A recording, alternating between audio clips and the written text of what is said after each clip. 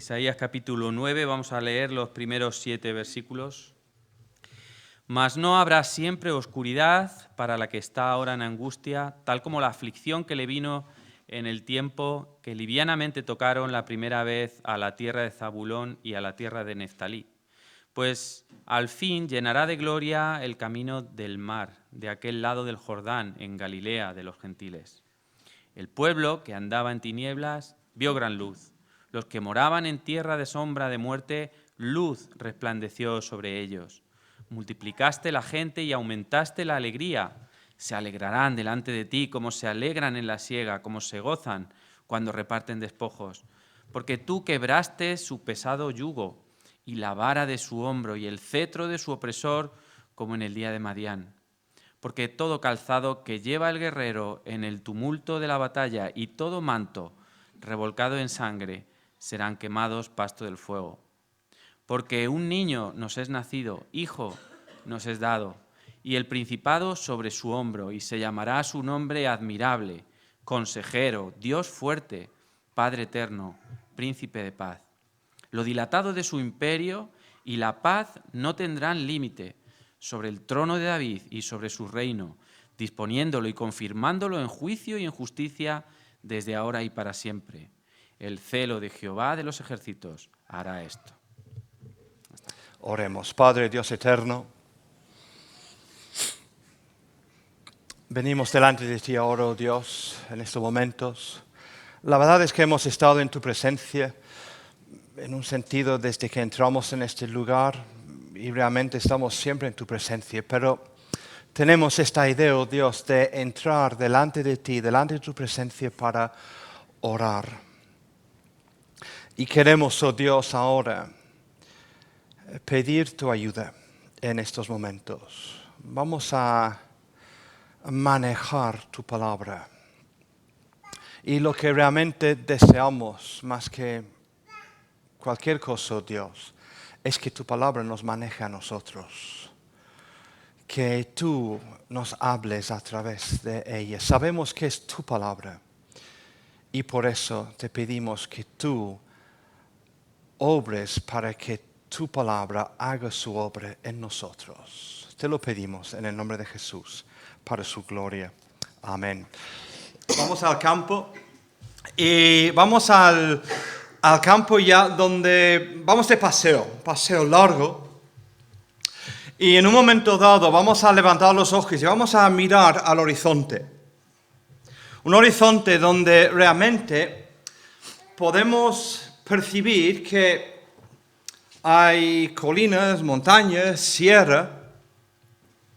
Y cuando empezamos a mirar y estudiar, podemos ver que hay varios horizontes.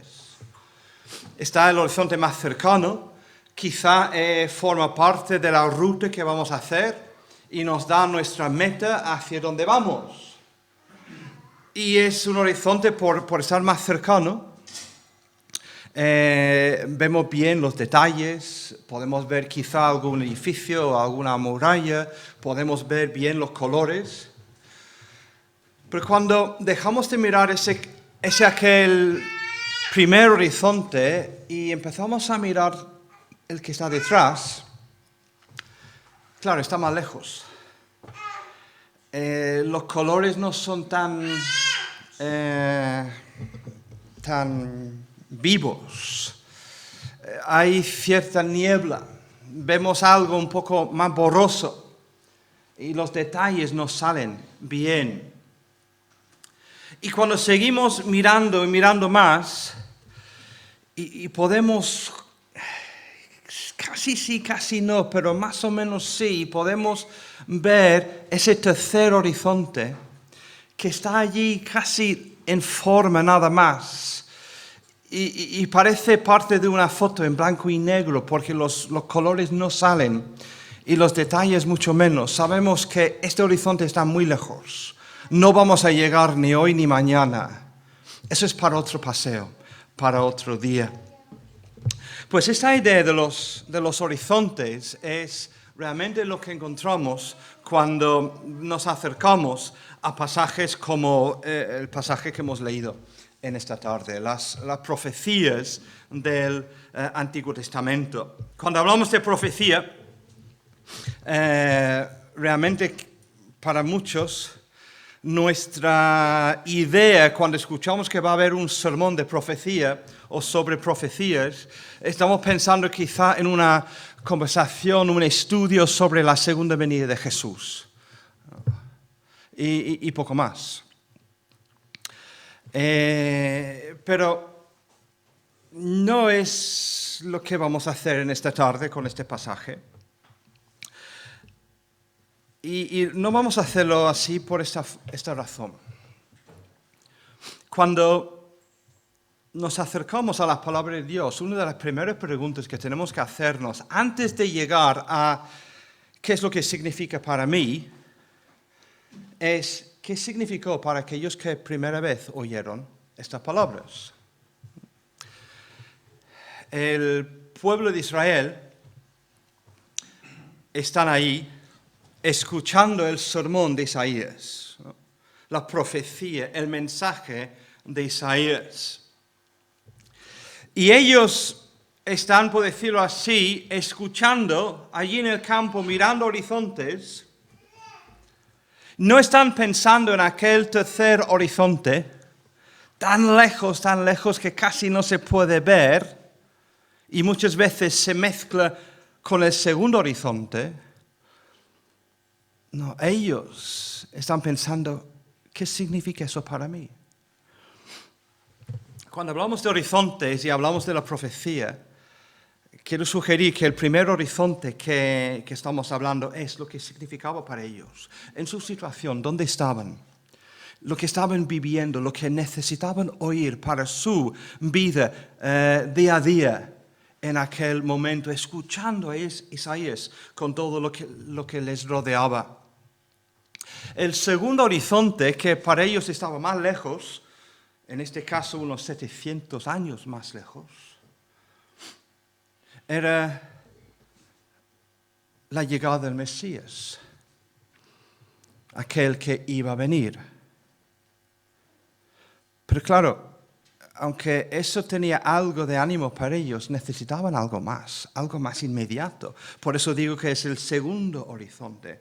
Y el tercer horizonte sería quizá la segunda venida de Jesús. Y ellos están ahí mirando con 1, 2, 3 horizontes delante. ¿Nosotros dónde estamos? Nosotros estamos después del primero, después del segundo horizonte, y tenemos atrás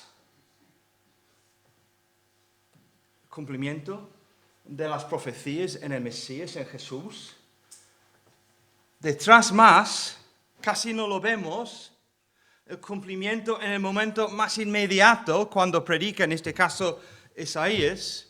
Y tenemos solo delante, tenemos el horizonte de la segunda venida de Jesús. Y parece ser que mucha gente pasa mucho tiempo mirando aquel horizonte cuando realmente está, parece ser, lejos, difuso, sin los detalles que se puede percibir. Es verdad que muchos hablan con mucha autoridad y con mucho detalle acerca de la segunda venida de Jesús. Y tenemos que recordar que el único ser humano perfecto que ha vivido en esta tierra, cuando estaba aquí como hombre, no tenía todos los detalles. ¿Qué esperanza tenemos nosotros de poder hablar con certeza y seguridad sobre aquellas cosas? Entonces, vamos a mirar atrás. Vamos a mirar hacia este horizonte que podemos llamarlo el segundo horizonte, el Mesías. Nos encanta ver en las profecías del Antiguo Testamento todo lo que nos habla del Mesías, y lo vamos a hacer. Pero antes vamos a volver un poco más para atrás a mirar este primer horizonte. ¿Qué significaba para el pueblo hebreo? El pueblo alrededor de Isaías, que estaban escuchando por primera vez el sermón de Isaías, porque creo que nos puede ayudar a entender lo que viene después cuando hable del Mesías. Seguid conmigo, veréis lo que estamos diciendo. Tenemos que ponernos en el lugar de aquella congregación de Isaías. No sabemos si era un sábado por la mañana o un martes por la tarde, pero alguien escuchó por primera vez este mensaje. Y realmente estamos en unos acontecimientos que vienen varias veces en nuestras Biblias, en 2 de Reyes 16 o en 2 Crónicas 28, incluso en Isaías capítulo 7.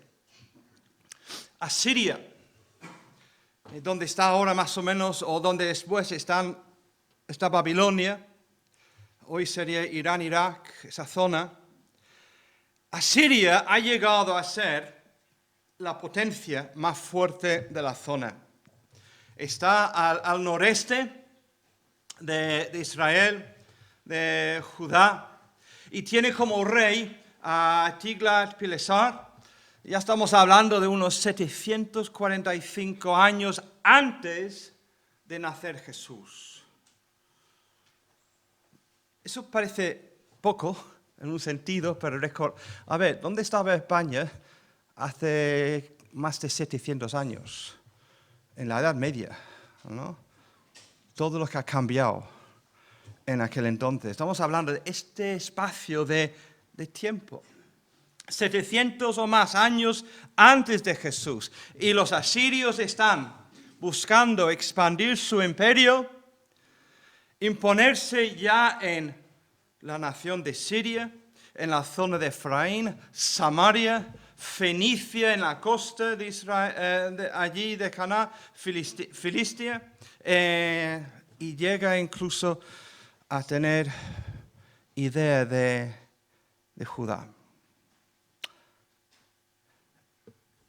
Y claro, hay un revuelo allí en toda la zona, porque cada uno busca cómo resistir a Siria. Van buscando aliarse el uno con el otro. Acaz es el rey de Judá, allí en Jerusalén.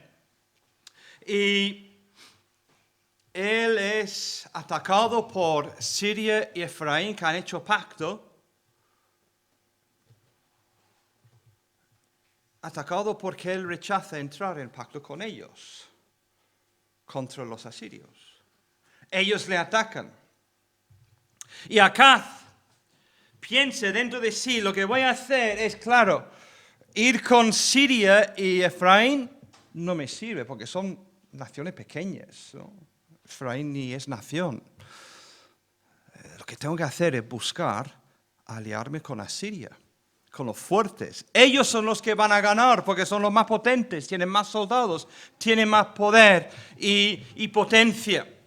Entonces, justo en este momento, cuando él está con la idea de hacer este pacto con Asiria, Isaías, en el capítulo 7 de su carta, de su profecía, es enviado para hablar con Acaz y decirle a Acaz, ni lo pienses, eso no lo hagas.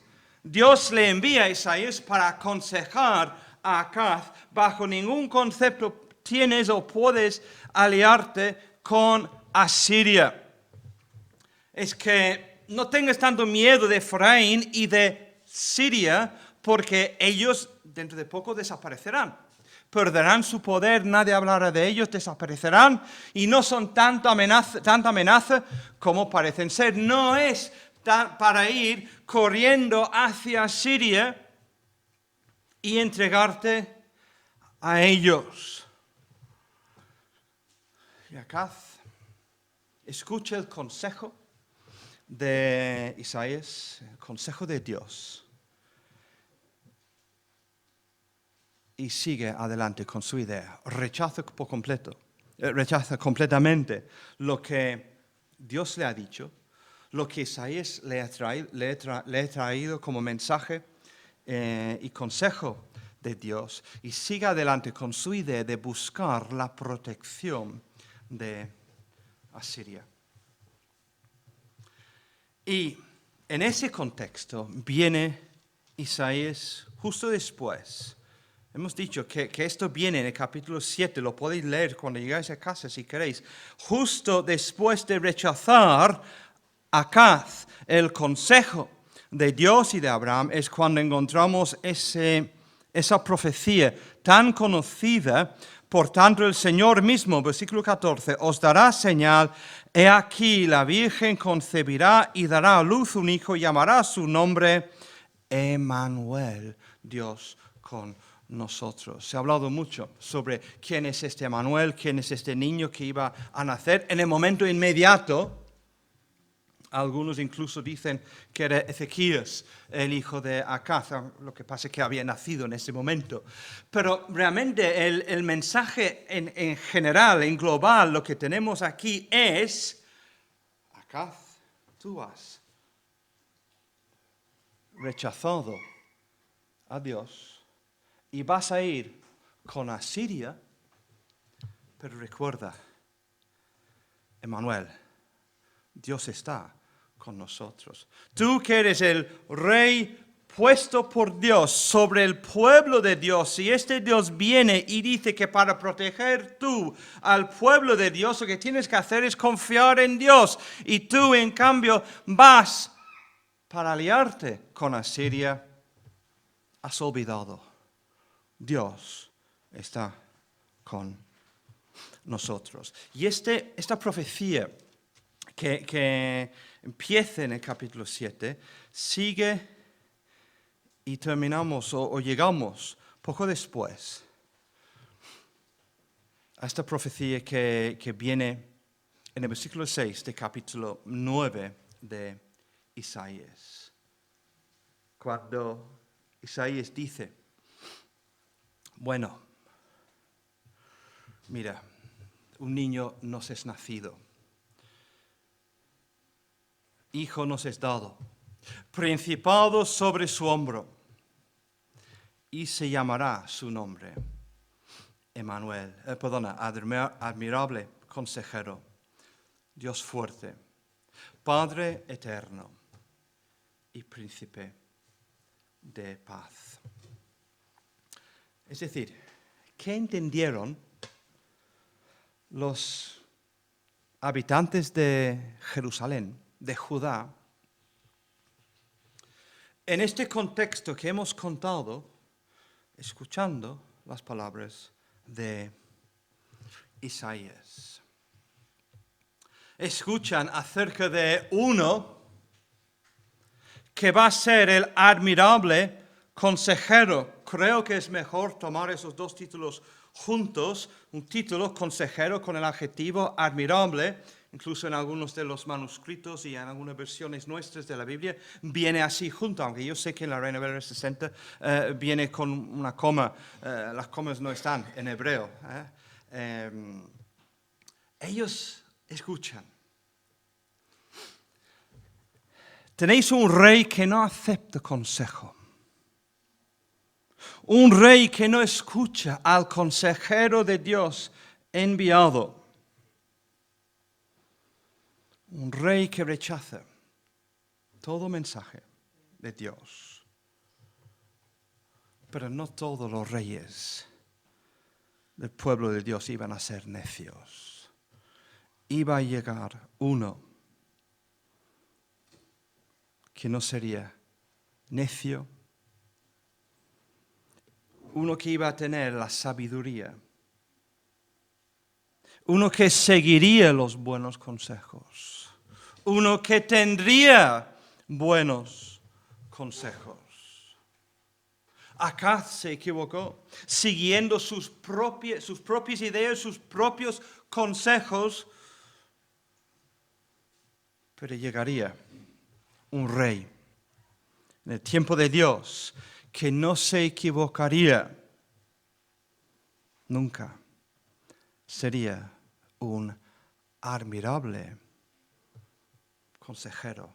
Eso es lo que sacarían ellos de esta frase, de este título que Isaías da a este rey.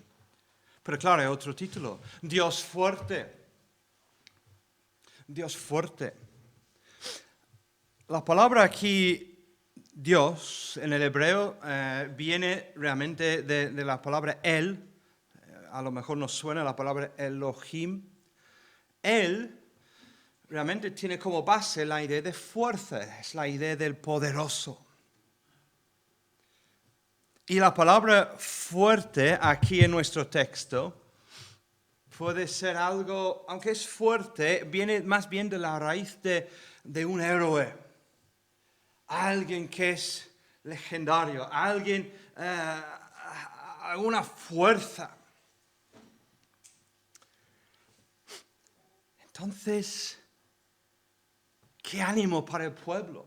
Saber que aunque su rey, Acaz, es un débil, cobarde, inseguro, que no puede ni confiar en Dios delante de la fuerza de Asiria, llegaría uno que es fuerza, poder, héroe.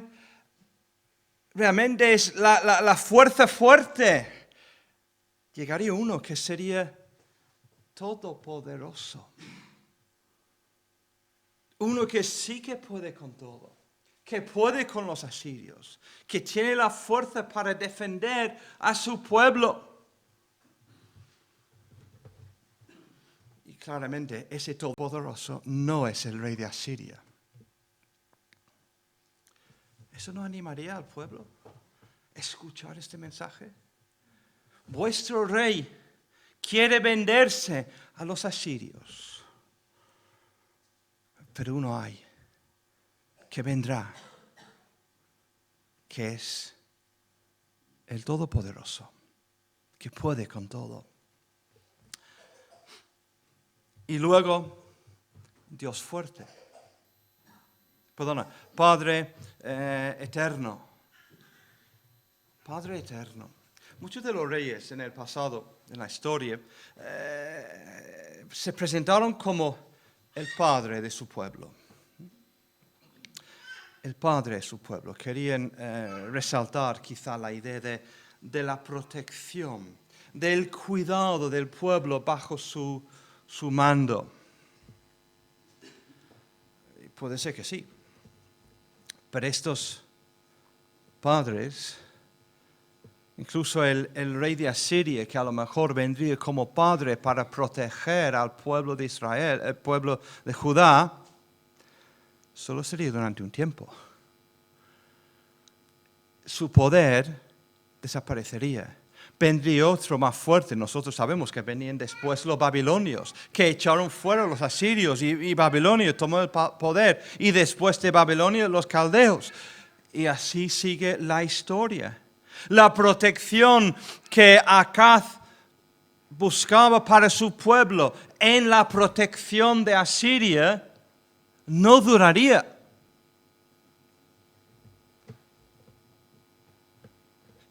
Pero llegaría uno que cuidaría eternamente de su pueblo.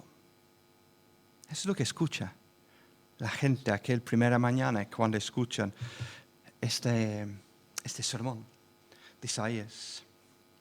Y sería príncipe de paz. Príncipe de paz. Los príncipes humanos solo buscaban hacer realmente guerra. El rey Tiglat-Pileser de Siria es lo que él buscaba. Era un hombre que vivía por y para engrandecer su reino a fuerza de la fuerza. Incluso aquí en las palabras que usa Isaías, a lo mejor incluso hay un juego de palabras, que a mí me encantan juegos de palabras, y quizá hay uno aquí. Porque, claro, dice aquí príncipe, que quizá lo más natural sería rey. La palabra príncipe, aquí en hebreo, que es sar, S-A-R, que es muy diferente a la palabra de rey, pero es muy parecido a la palabra asiria, sarum, que significa rey. Y a lo mejor Isaías aquí está haciéndoles pensar en el príncipe, el rey de Siria. No, ese no es eterno y no busca paz, no viene realmente trayendo paz. Sí, va a quitar un poco la idea de la guerra para ellos durante un tiempo, pero porque le conviene, porque lo que Él busca es imponerse sobre ellos. Pero sí vendría algún día, que daría paz a su pueblo. Y yo creo que no llegarían a mucho más.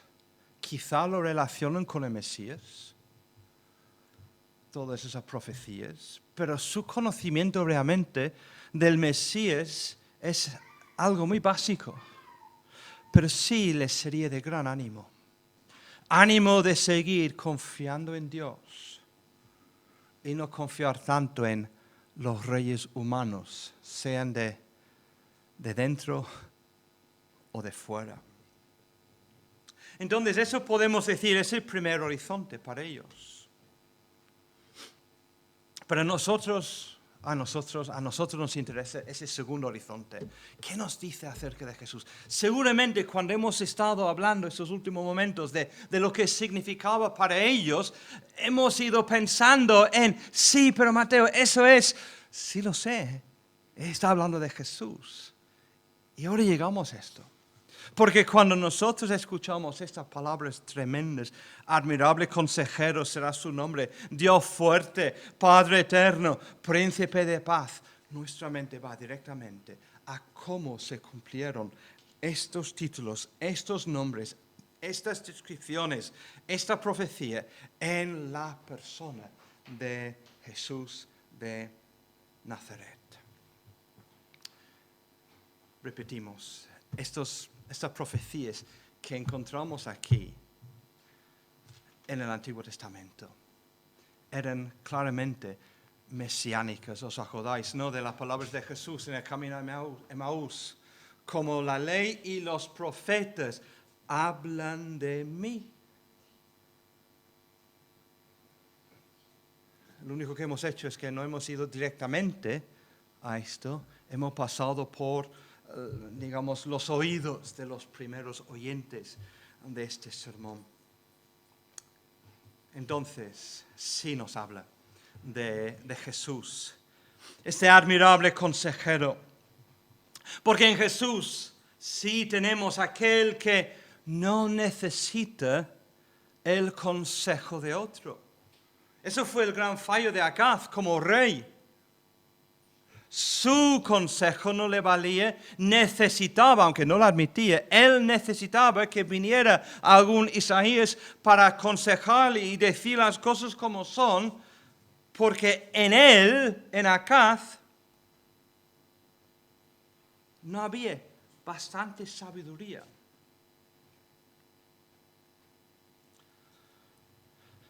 Jesús sí. No necesita el consejo de otro. Él es consejero. Él es el que tiene todo el consejo en sí mismo. Él es el que es sabiduría. Él es el que el consejo suyo es tan perfecto, es admirable, que va mucho más allá de mero consejo humano. Es un consejo divino, es infalible, no se equivoca como Acaz. Su sabiduría es perfecta, admirable consejero. Colosenses 2, cuando Pablo está hablando de esta manera, habla en estos términos de Jesús. Colosenses 2, versículos 2 y 3. Bueno, empezamos en el versículo 1 para que empecemos después de un punto.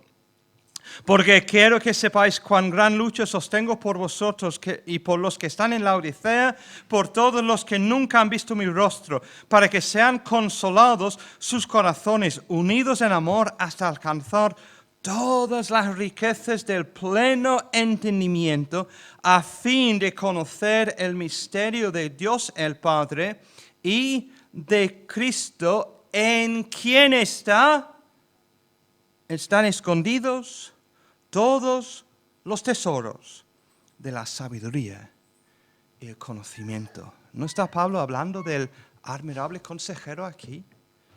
En donde están todos los consejos, toda la sabiduría, todo el conocimiento, están todos en Cristo Jesús. Es decir, en nuestro admirable consejero en Jesús tenemos nuestro Maestro Supremo, aquel que nos enseña sin equivocarse nunca jamás. Y no hay fuera de él sabiduría ninguna que nos valga. Fuera de él, fuera de su evangelio, no hay. Cristo es, como le dice Pablo en otro pasaje en 1 Corintios capítulo 1, Cristo es la sabiduría de Dios. 1 Corintios 1, 24. Mas para los llamados así judíos como griegos, Cristo, poder de Dios y sabiduría de Dios. Versículo 30, mas por Él estáis vosotros en Cristo Jesús, el cual nos ha sido hecho por Dios, ¿qué? Sabiduría. Admirable consejero. Todo lo que es necesario saber para la salvación lo encontramos en nuestro admirable consejero. ¿Qué consejo daba Él a la gente? Venid a mí, todos los que estáis cansados y cargados, y yo os haré descansar. ¿Qué decía la gente de él? ¿Qué decían los alguaciles allí en Juan capítulo 7, refiriéndose a Jesús? Juan capítulo 7, versículo 46, los alguaciles respondieron, jamás hombre alguno ha hablado como este hombre. Admirable consejero es nuestro Jesús. Pero también Dios fuerte. Dios fuerte. Eso lo vemos en los evangelios, lo vemos en sus actos, en sus milagros. Sí, claro, antes había milagros. Lo vemos en el Antiguo Testamento, en el ministerio normalmente de los profetas, cosas muy puntuales, pero en los tiempos de Jesús parece que estamos leyendo acerca de milagros en todo momento. Milagros que hablaban del poder de Dios. Incluso cuando vamos a Juan, Juan no los llama milagros, los llama señales, porque apuntan a que aquel que lo hace en nombre de Dios, en el poder de Dios. Son 7 señales allí que encontramos. Puede ser que tenemos que entender que es la señal, el señal completo. Pero no es que Jesús tuviera simplemente el poder de Dios, sino que era el Dios poderoso. Y es muy diferente. Los profetas tenían el poder de Dios. Los discípulos tenían el poder de Jesús, de Dios. Pero Jesús era el poder de Dios. Dios fuerte. Y por eso le encontramos a Él o recibir la adoración, la adulación que solo pertenecía a Dios. Miren, en Mateo capítulo 14, cuando los discípulos han estado durante el día con Jesús, Jesús va para orar en el monte y ellos cogen el barco para cruzar el mar de Galilea y surge esta tormenta. Y sabemos la historia de Pedro que quería andar sobre el mar viendo a Jesús andando hacia él. Y luego Jesús entra en el barco con Pedro, se calmó el viento. Y los que estaban en el barco vinieron y, versículo 33, le adoraron. Le adoraron diciendo, verdaderamente eres hijo de Dios. Le adoran como Dios fuerte. Acababan de ver un milagro que les hablaba del poder de Dios. Y dicen, ahora entendemos, tú eres Dios fuerte. Mira, un poco más adelante, Mateo 28, versículo 9. Las mujeres que salen del sepulcro. Bueno, versículo 8. Entonces ellas, saliendo del sepulcro con temor y gran gozo, fueron corriendo a dar las nuevas a sus discípulos. Y mientras iban a dar las nuevas a los discípulos, he aquí, Jesús les salió al encuentro. Jesús que había muerto 2 días antes, 3 días antes, que venían buscándole, buscando su cuerpo. Y Jesús sale al encuentro diciéndoles, salve. Les saluda. Y ellas, acercándose, abrazaron sus pies y le adoraron. Porque ya eran ellas testigos del milagro más grande, de la expresión más grande del poder de Dios, la resurrección de Jesús mismo, después de verle morir en la cruz. Y lo único que pueden decir, no leemos aquí que adoraron a Dios por lo que Dios había hecho en Jesús, no, le adoran a Jesús. Le están reconociendo como el Dios fuerte. ¿Y qué decimos de Tomás? Tomás ahí en Juan 20, que aquella noche Tomás no está en aquel encuentro con las mujeres y los discípulos y no cree que Jesús realmente ha estado con ellos. Y la semana después Jesús aparece, Tomás está allí y hay esa conversación. Tomás, querías poner el dedo, ven, vamos, mete el dedo. Y Tomás respondió y le dijo, Señor mío y Dios mío. 2 afirmaciones de la divinidad de Jesús. Jesús no reprende a sus discípulos cuando hacen esas declaraciones. Jesús no les dice, no, estáis equivocados. Jesús admite, recibe, acepta esa adoración. ¿Por qué? Porque sí, Él es Dios fuerte. Y esos discípulos y esas mujeres y Tomás ya lo habían reconocido.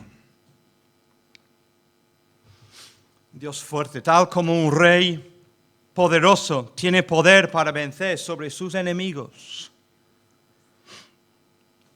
El Dios fuerte vencerá y ha vencido sobre todos sus enemigos y todos los enemigos de su pueblo. Porque cuando Jesús aparece allí en el huerto, delante de las mujeres, está demostrando a todos los que quieran verlo, que Él sí, siendo el Dios fuerte, ha vencido sobre el diablo, sobre la muerte, sobre el pecado. Todos los enemigos de su pueblo vencidos en un mismo acto, en la muerte y la resurrección de Jesús. Así que Jesús,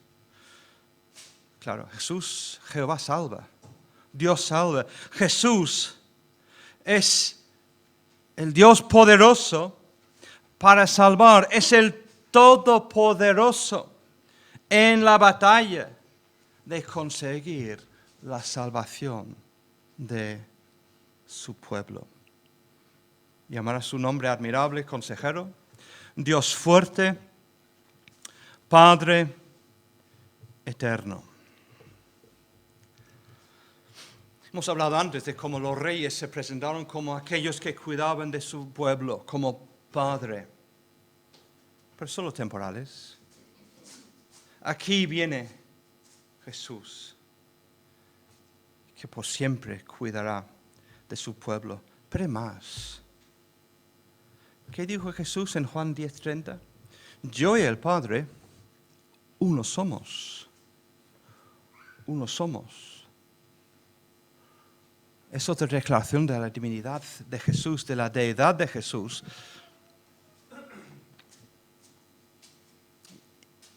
Y dice Jesús, o dice Isaías de Jesús, del Mesías, de aquel que iba a venir. Padre eterno es, sí, el protector, el que es divino. Recordamos esta frase cuando Jesús está hablando de Satanás y le llama el padre de mentira. Quizá aquí vemos algo de esta idea de padre aquí. El autor de o posesor de Satanás, el autor de la mentira, el que da la mentira a otros para usarla. No puede ser que Jesús de la misma forma es el que sí posee eternidad, existe desde la eternidad pasada. Jesús no apareció en Belén, no empezó a existir en ese momento. Jesús existía como Hijo eterno desde la eternidad pasada, posee toda eternidad y será para siempre. Pero esta eternidad que Él posee, que es suyo, Él lo puede dar a su pueblo. Lo posee para dar, incluso es el mismo autor de la eternidad para su pueblo. Tú y yo tenemos un futuro eterno con nuestro Dios, porque Él vino a esta tierra, entregó su vida, venció sobre la muerte para darnos esta eternidad con Dios, con nuestro Padre Celestial. Hay más, pero tenemos que ir terminando. El cuarto título, Príncipe de Paz. Príncipes humanos buscaron la guerra, hemos dicho. Buscan imponer su voluntad a la fuerza. Pero en Jesús tenemos paz. Tenemos paz con Dios. No solo la falta de guerra con Dios, que es una cosa tremenda. Dejar de ser los enemigos de Dios a raíz de todo lo que Cristo hizo, sería maravilloso. Pero no, es mucho más que esto. Somos, Abraham fue llamado como amigo de Dios. Nosotros hemos sido adoptados como hijos en la familia de Dios. Es decir, la paz no es simplemente la falta de guerra, son todos esos beneficios que realmente vienen a causa de esta falta de guerra, esta relación nueva, restablecida. El príncipe de paz, el que da paz. Paz entre Dios y el hombre, quitando la barrera de nuestro pecado,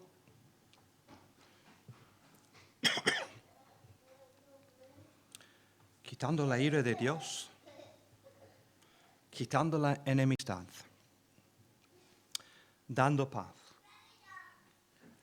que entre otras cosas incluso produce y debe de producir la paz entre nosotros. ¿Os acordáis ya?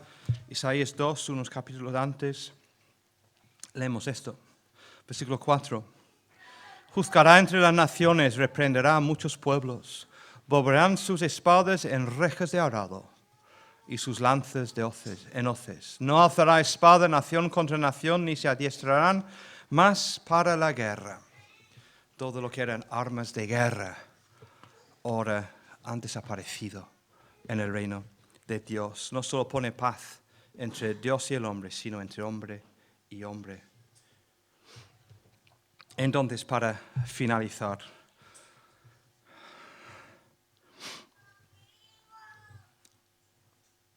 Israel tenía simplemente que confiar.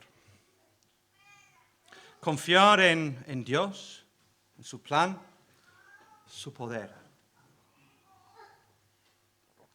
Estaban rodeados de enemigos, de dificultades, de cosas que no podían entender, ni saber cómo iba a salir. Tenían que confiar en Dios. Y es lo que nos toca a nosotros. Estamos en Navidad, pero estamos a punto de empezar el nuevo año. No sabemos lo que el nuevo año trae. No sabemos si el año que viene estaremos celebrando este culto en este local o en otro local. No sabemos si estaremos aquí todos para verlo, quizás porque unos han ido a trabajar en otro sitio, otros igual no siguen vivos, no sabemos. El mensaje básico de Isaías para el pueblo y para nosotros es, no mires tanto a la fuerza de los que os rodean, no mires tanto a lo desconocido para intentar vencerlo y superarlo. Confía en Dios, Emmanuel, Dios con nosotros. Lo segundo que podemos decir aquí, vemos en esos nombres que Jesús cumple con todo lo que vemos aquí. Estuvimos mirando el jueves un poco cómo Jesús cumple las profecías del Antiguo Testamento. Cada profecía que se va sumando a los que han ido antes, y en cada uno podemos decir Jesús sí, Jesús sí, Jesús sí. No ha habido otro que ha cumplido todas las cosas y las profecías como Jesús. Cuando Jesús ya llegaba a la tierra, era para que la gente que le esperaba, porque tenían las profecías, sabían lo que querían decir, estaban buscando, deseando, anhelando que llegara su Mesías. Era para que ellos simplemente todos se arrodillasen delante de él diciendo, Mesías ha llegado. Y qué lástima que a los suyos vino y los suyos le rechazaron y no le aceptaron. Hemos hablado de los que tienen todos sus esquemas para la segunda venida de Jesús. Y hay enseñanzas que puede ser que sea verdad o en parte por lo menos de planes de Dios para al final para el pueblo judío. Eso puede ser que sí. Pero en vez de acomodarnos y escondernos detrás de esas posibilidades doctrinales futuras, este tercer horizonte que no vemos con claridad, ¿no es más importante que ahora vayamos este pueblo a decirles, vuestro Mesías ha llegado, el Mesías que seguís buscando, seguís esperando que llegue, pues ha venido y ha cumplido con todo lo que fue profetizado acerca de él, para que ellos pongan su fe en Cristo Jesús, Jesús de Nazaret, el Mesías enviado por Dios. En tercer lugar, claramente Jesús es divino. Lo hemos visto una y otra vez. El personaje profetizado aquí no podía ser simplemente otro ser humano, un ser humano elevado, como dicen algunos sectas, algunos liberales. No, es Dios mismo. Por eso hemos empezado hablando, como Isaías delante de Acaz, de Emmanuel, Dios con nosotros. Cualquier representación de Jesús que se nos quiera hacer en estas fechas que deja a Jesús a menos que Dios, realmente no tiene nada que ver con el Jesús de la Biblia, el Mesías prometido que llegó a la tierra. En cuarto lugar, quisiera sugerir que aquí a lo mejor incluso vemos alguna declaración trinitaria. Lo digo por eso, no es para resaltarlo y no es para ser tajante en eso, pero mire, aquí escuchen, ¿no? Os ha llamado la atención que habla de un consejero. Cuando ya ha ido vendrá el consejero.